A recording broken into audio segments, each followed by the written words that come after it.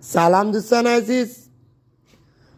خیلیاتون سوال کرده بودید که کربن زدایی کنیم یا نکنیم، برای موتور مفیده یا ضرر داره. به ما گفتن انجام بدید، عمر موتورت میره چند برابر میشه. دقت کنید، اصلا ما میگیم تمام حرفاشون درست، ولی یه خودتون دقت کنید. میای دوده سر پیستون یا سوپاپو میکنی، میاد کجا؟ میاد این قسمت دیگه جمع میشه.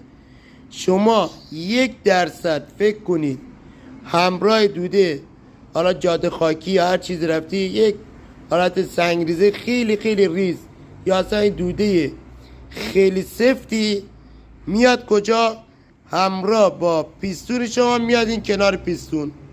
حالا اینکه ماشین تازه تعمیره، لقی دیگه چی نداره دیگه، ببینید میاد همراه پیستون میره پایین و میاد بالا و شیارهای خیلی ریزی جداره سیلند ایجاد میکنه.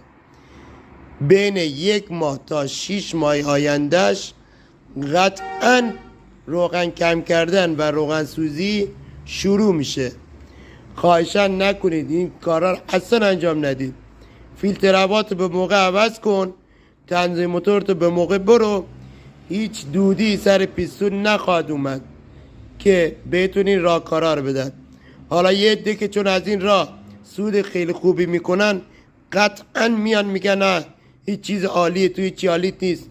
ما میدونیم، بله اونا میدونن که چطور قرار سراسر ایران یه عده انجام بدن و حجم سنگینی از لوازم استفادهش.